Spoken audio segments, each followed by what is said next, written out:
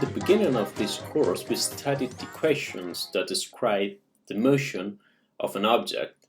We also related the motion with the forces acting on the object.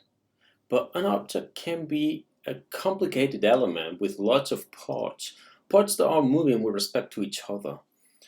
What do those equations of motion mean then? Think of a wheel of your bicycle.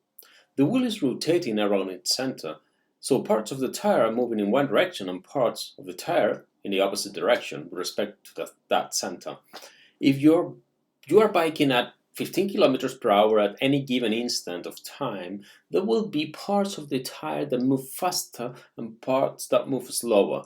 From your point of view, the center will be at rest with respect to you. The bottom will move backwards and the top will move forward.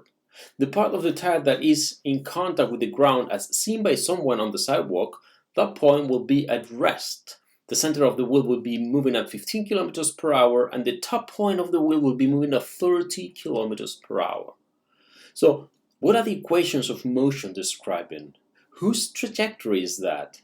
Well, all the equations we've described apply to a point particle.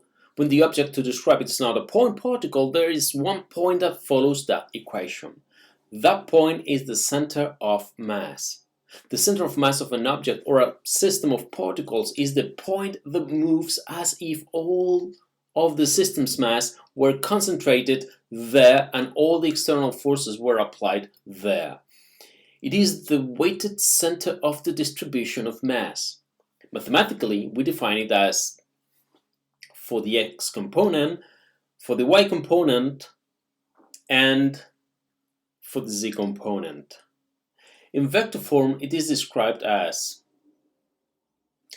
going back to the wheel, the center of mass of the wheel, assuming a symmetric distribution of density, is at the center of the wheel.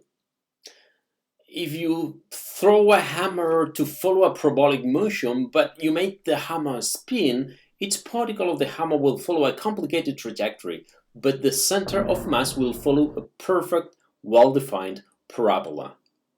Something to keep in mind is that this center of mass is not a physical point, it is not a special particle in the object.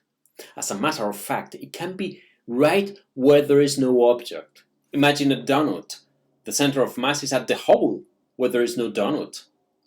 Let me calculate the center of mass of the following object. This is a disk from which we have removed the smaller disk. Because of the symmetry of the problem, we can split the problem into two parts. First, let's assume that the disk is full.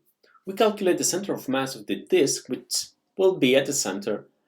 Then we calculate the center of mass of the missing part. Then we consider the system as two objects, one with positive mass and the other with negative mass. And we calculate the center of mass of this system of particles.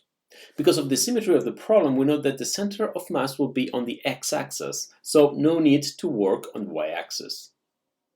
The center of mass of the full disk is at the origin.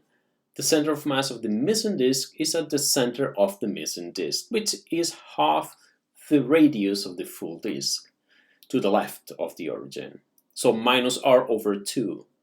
But what are the masses of each part? If the density is uniform, we have that the density is the mass of the real object divided by its real area. So m over pi r squared minus pi r over 2 squared. So the mass of the missing disk is the density times its area. So this density times pi times over r over 2 squared, which is m over 3. Finally, for the center of mass, if we choose the center of coordinates to be at the center of the full disk, the mass of the full disk, 4/3 of m, times its position, 0, minus, because of the negative mass, the position of the missing disk, which is negative r over 2 times the mass of the missing disk, divided by the whole mass of the system, m. This gives us r over 6 as the position of the center of mass on the x-axis.